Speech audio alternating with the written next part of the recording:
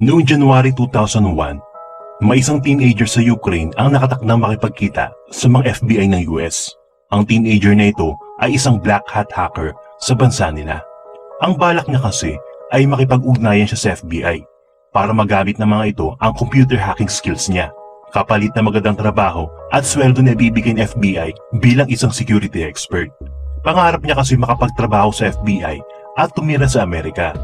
Paglapag ng eroplano sa airport, excited niyang hinanap sa terminal ang mga FBI na naghihintay sa kanya. Kaso nung makita siya ng mga ito, kakaibang pagsalubong at pagbati ang sinalubong nila sa kanya. Pinusasan siya kaagad ng mga FBI at kinulong siya ng mga ito. Pakiramdam niya na isahan at niloko siya ng mga FBI. Sino ba ang teenager na ito? At ano ba ang ginawa niyang krimen? Kilalanin natin ang teenager na hacker na si Maxim Popov na naging matinding armas na FBI. Yan ang alamin natin. Ipinanganak si Maxim Popov sa Zhytomyr, Ukraine. Ang lugar na ito ay laganap ang kahirapan at kriminalidad. Noong elementary pa lang siya, pinag-aralan niya na agad ang technical basics ng computer gamit ng computer sa school nila. Noong mga panahon na yon, Voice 1 pa lang ang ginagamit nila computer. Noong 15 years old na siya, binilan siya ng tatay niya ng personal computer at modem. Dito na nabuhay ang pagkumahalin niya sa mga computers at hacking. Ang pangarap niya kasi ay maging magaling na black hat hacker at kumita ng malaking pera. Na-impluwensyahan siya kasi ng movie ni Angelina Jolie na may pamagat na hacker noong 1995. Ilang beses niya itong paulit-ulit na pinapanood. Noong nag-umpisa na siya sa hacking, madami siya nakilalang Russian hacker sa internet. Noong panahon kasi na ito, at ito ay 90s, ito ang panahon na paposbong na ang internet.com. Madami mga Russian hackers ang nangahack at nagnanakaw ng mga credit cards sa mga American e-commerce websites. Si Maxim Popov naman, dahil may talent at skill siya sa pakikipag-usap at pagmamanipulate ng mga tao, kahit kasi Ukrainian siya, fluent siya magsalita ng English.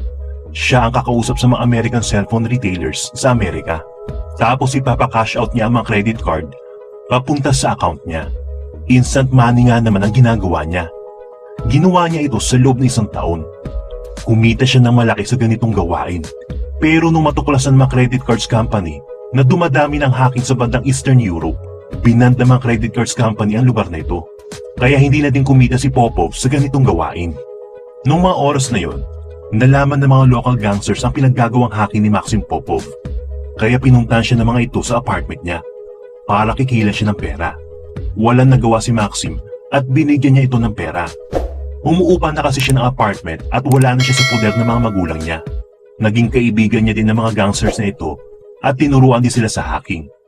Bumuo sila ng grupo nila para mang-hack ng mga company. Ang sistema nila ay ganito. In-hack nila mga computer sa isang company at nanakawin nila mga importanteng mga datas nito. Pagkatapos nun, tatawag si Popov para sabihin na na-detect niya na may mga nangahack sa company nila. Kapalit naman ng services niya ay malaking consultation fee ang babayad ng company. Para silang ransomware sa panahon natin ngayon. Noong tumagal, nang i-extort na sila ng mga kumpanya. Noong July 2000, hinak nila ang Western Union website. Ninakaw nila ang credit card data ng mahigit 38,000 na customers. Nakuha din nila ang mga pangalan ng customers, mga passwords, mga address at credit card numbers nila. Tinuwagan ni Popov ang kumpanyang ito para sabihin na hindi nila ilalabas ang mga data sa public. Basta bigyan sila ng consultation fee na nagkakalagang $50,000 hanggang $500,000. Pag naibigay na nila ang pera, i-delete na nila ang nakuha nilang files at hindi na ipapaalam sa public. Alam kasi ni Popov na ayaw ipaalam ng mga malalaking kumpanya pag inahack ang mga datas nila. Isa kasi itong malaking kasiran sa kumpanya, katulad ng Western Union. Nagduda ang Western Union Company at tinawagan nila ang FBI. Sinabihan sila ng FBI na huwag magbibigay ng pera dahil isa itong extortion mula sa mga hackers. Kaya ang ginawa ng Western Union ay in-announce nila sa public ang nangyaring hacking.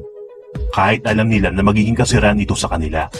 Kasi pag nagbigay sila ng pera, alam nila na maulit lang ito sa ibang malalaking kumpanya. Kaya ang ginawa na lang ng mga customers ng Western Union ay pinag-disable na nila ang mga credit cards nila. Walang nagawa ang grupo ni Popov. Akala nila mauuto nila ang Western Union. Kaya hindi natuloy ang pang-extort ng pera nila Popov. Pakiramdam nila na isan sila ng Western Union at ng FBI. Ang naging malaking problema niya, ay pinipressure siya na makasama niyang gangsters dahil sa wala silang nakuwang pera. Kaya dito na siya nag-isip na mabuti. Ayaw niya kasi habang buhay, mamanduan siya ng mga gangsters na ito. Ayaw niya na rin tumira sa lugar na yon dahil na rin sa mga violence na nasa paligid niya. Kaya ito na naging turning point sa buhay ni Popov. Napagdesisyonan niya na pupunta siya na Amerika para dito na lang magtrabaho. Ang unang hakbang na ginawa niya ay pumunta siya sa US Embassy para makipag-usap sa isang FBI Assistant Attaché. Bago siya pumasok, kinakabahan pa siya sa pwedeng mangyari. Pero sa isip niya, bahala na. Nakasalali kasi dito ang future niya. Pagpasok niya, nagtanong siya kung sino ang pwede makausap tungkol sa mga hacking incident sa Amerika. Nung marinig nila ito, pinakiusap agad siya sa isang FBI Assistant Attaché. Sinabi niya sa FBI na isa siya sa mga nangahack ng mga kumpanya sa US. Kinuwento din niya na alam niya ang kalakaran ng mga Russian hackers at madami pa siyang ibibigay ng mga impormasyon sa mga ito. Basta ipangako nila na bibigyan siya ng trabaho sa FBI bilang isang computer security expert. Yun kasi ang gusto niya mangyari sa buhay niya, na siya ay makapagtrabaho ng marangal sa FBI, kumita ng malaki at manirahan sa Amerika. In short, gusto niya na magbagong buhay at maging white hat hacker. Ano ba muna ang kaibahan ng white hat hacker at black hat hacker? Pag sinabi kasi white hat hacker, ito yung mga taong ini-evaluate nila ang security features sa isang computer system. Tawag din sa kanila ay mga ethical computer hacker o kadalasan tinatawag na computer security expert. Pag may makita silang butas sa systems na ito, sila ang maglalagay ng mga dagdag ng security system para hindi ito mapasok ng mga black hat hacker at viruses.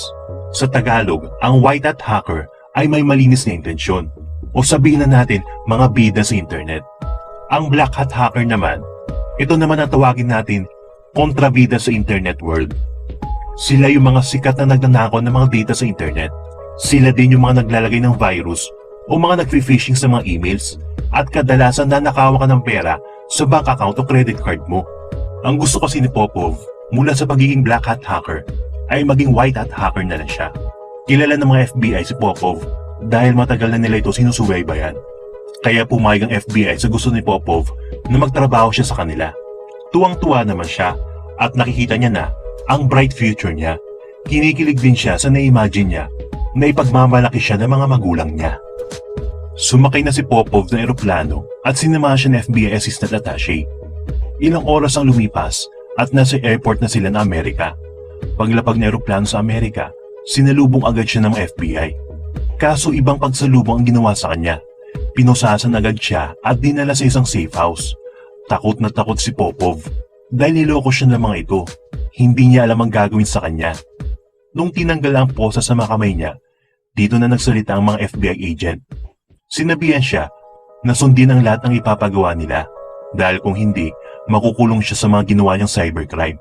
Inutusan si Popov na makipag-usap siya sa mga Russian chatrooms kung nasaan na ibang mga hackers na kaibigan niya. Habang rin-record at sinusurveillance sa FBI ang mga usapan nila ng mga Russian hackers na ito. Bala kasi ng FBI, alamin pang ibang identity na ibang Russian hackers na kaibigan ni Popov. Pag malaman na nila kung sino ang mga ito, doon na nila huli ng mga ito. Pumayag naman si Popov sa plano ng FBI, pero ibang ginawa niya. Gamit ang salitang Russian at konting codes, winarningan niya ang mga kaibigan niyang hacker na hawak siya ng FBI at inaalam nilang identity nila. Kaya dahil sa warning ni Popov, naglaylo ang ibang hacker sa paggamit ng internet. Lumipas ang 3 buwan, galit na galit ang mga FBI dahil doon lang nila nalaman na naisahan sila ni Popov.